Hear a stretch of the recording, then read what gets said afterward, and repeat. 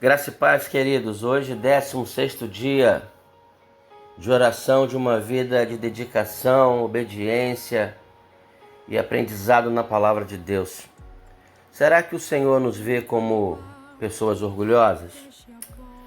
O texto de hoje vai nos chamar a atenção em relação a isso, porque o rei Beltesazar, ele dá uma festa com nobres, e esses nobres, na verdade, eles aproveitam e acabam profanando os objetos que vieram lá de Judá, de Jerusalém.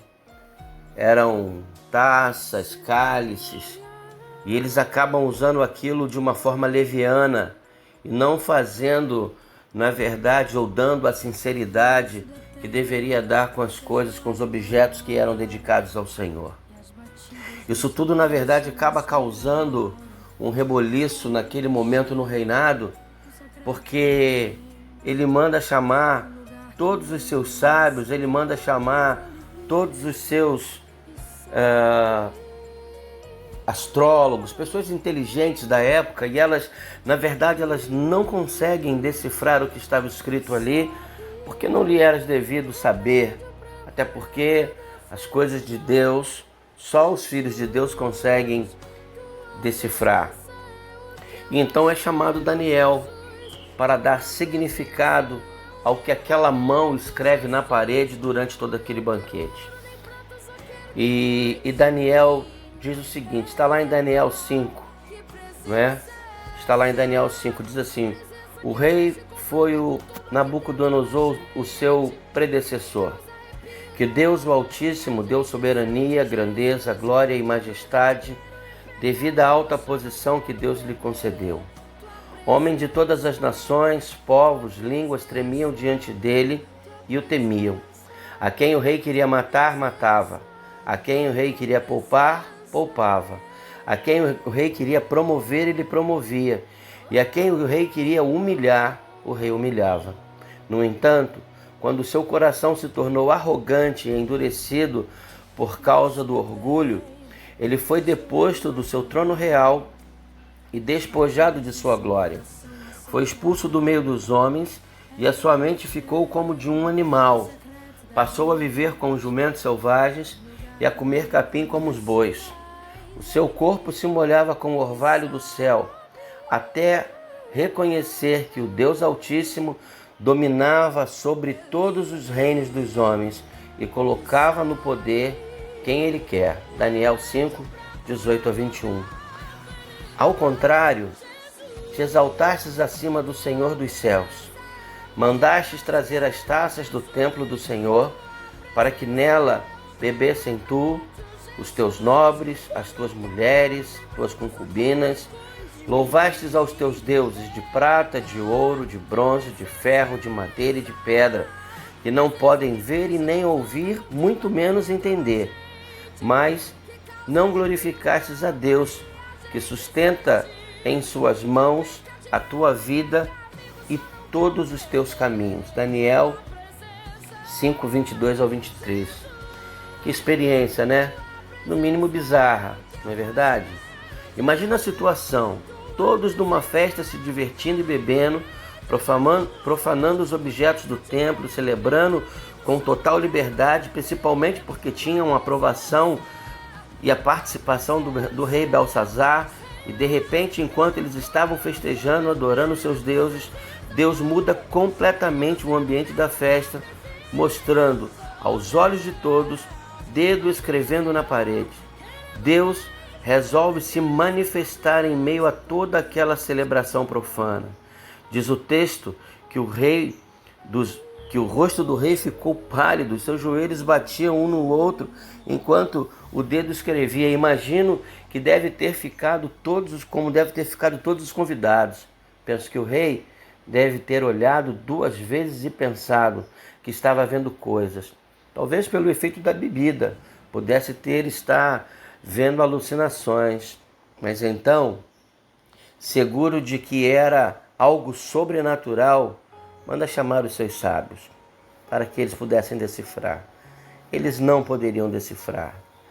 Quem não tem o Espírito não aceita as coisas que vêm do Espírito de Deus, pois lhe são loucura. Não é capaz de entendê-la, porque elas são discernidas espiritualmente. 1 Coríntios 2,14. A mente humana é limitada para as coisas de Deus. E estamos em busca de respostas, principalmente para as questões que nos ameaçam, nos deixam confusos. A verdade é que sabemos apenas o que Deus nos permite saber. Os caminhos de Deus sempre são mais altos do que os nossos caminhos. Os seus pensamentos mais altos do que os nossos pensamentos. O apóstolo Paulo disse: quem pensa conhecer alguma coisa ainda não conhece o que deveria. 1 Coríntios 8,2. Ou seja, não podemos agir como se soubéssemos de tudo e ainda mais agir como se soubéssemos tudo de Deus. No versículo 10 a 17, Daniel é procurado para interpretar aquela inscrição na parede. A fama e o testemunho de Daniel ainda eram lembrados no palácio do rei de Babilônia. A rainha disse ao rei: Daniel é sábio acima dos sábios e tinha a bênção dos deuses, segundo eles, para interpretar os mistérios. Daniel era um homem que não negociava os seus princípios. Por isso, ele era muitas vezes contestado, criticado e até mesmo tido como intragável. Ele não dava conselhos ou trazia revelações para ganhar dinheiro, honra, poder ou prestígio. Ele não tinha interesse nos favores do rei, por isso rejeitou os seus presentes e a sua recompensa. Mas quando Daniel se apresentou ao rei, antes de interpretar os escritos na parede, ele o confrontou, denunciando os seus pecados. Veja o que Daniel disse. Primeiro, você não reconheceu o Deus Altíssimo. Daniel passa a narrar a Beltesazar toda a experiência vivida por seu pai e lembra que foi Nabucodonosor, teu predecessor, que o Deus Altíssimo deu soberania, grandeza, glória e majestade. E o rei havia reconhecido que fora Deus quem dera o reino, poder a Nabucodonosor. Ele estava herdando um império dado por Deus, e não pelo esforço e o poder que era devido ou dádiva de Deus. Segundo, você não se humilhou diante de Deus, que salvou seu pai. Daniel disse: mas tu, Beltesazar, seu sucessor, não te humilhou, embora soubesse de tudo isso. Versículo 22. Ele soube de tudo o que acontecera com seu pai, que devido ao orgulho, à soberba, Deus o humilhara, levando a comer capim com os bois e a viver como animais. Mas, depois de ser humilhado, converteu o seu coração ao Senhor. Daniel, então, com essas palavras, informa a Beltesazar que seria condenado por ser orgulhoso e por ter soberba.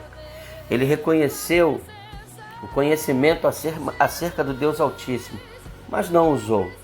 Não converteu o seu coração como o do seu pai. Depois que se humilhou, ele pecou por muita falta de conhecimento, até mesmo pela sua própria rebeldia.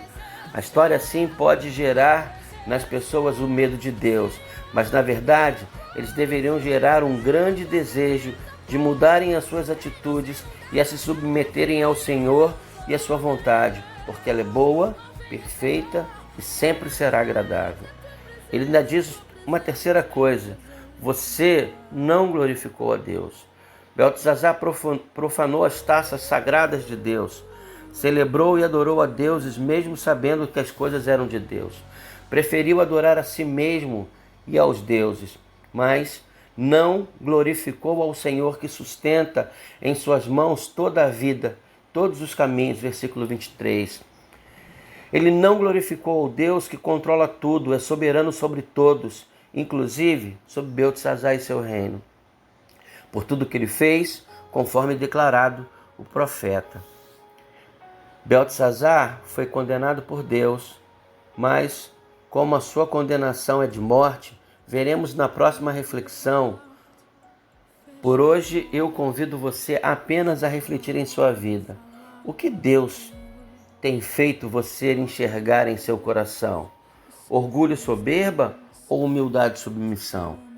Talvez essas coisas elas estejam sendo trabalhadas na sua vida para que você reconheça o poder e a autoridade e também a soberania de Deus. Deus é um Senhor que escreve a história, conhece a nossa vida, sabe de todos os nossos erros e pecados, Ele sabe de tudo aquilo que nós precisamos e Ele nos concede exatamente aquilo que Ele acha que nós devemos ter. Vamos orar? Senhor Deus, diante de Sua palavra nessa reflexão, eu peço mais uma vez que tenha misericórdia da minha vida. Sou sim um homem orgulhoso, presunçoso, egoísta, mas tenha misericórdia de mim. Ajuda-me a ser mais humilde e verdadeiro. Ajuda-me a andar como o Senhor deseja. Ajuda-me a não abrir a mão dos valores e de princípios contidos em Tuas Escrituras. Não quero desagradá-lo, quero amá-lo e servi-lo como lhe agrada. A minha oração, Senhor, é que o Senhor, de uma forma toda especial, mova o meu coração na Sua direção. Porque diante de algumas situações, Senhor, elas estão fora da Tua vontade. Quero, Senhor Deus, que a minha vida esteja no centro da Sua vontade. Peço perdão por todos os meus pecados, pelo meu orgulho, pela minha arrogância. Senhor, te peço perdão, às vezes, pelos meus desejos carnais e humanos. Tenho certeza que o Senhor tem ouvido a minha oração, porque nesses dias muitas coisas já mudaram na minha vida. Agradeço, Senhor, pela Tua compaixão e misericórdia e oro no nome do Senhor Jesus. Eu sou o pastor Márcio Alberto, pastor da Igreja Batista Central do Correia, e convido você a estar conosco durante esses 30 dias de oração, de uma vida de obediência e fidelidade ao Senhor. Fique com Deus e até a próxima. É Ele mexendo no secreto da gente.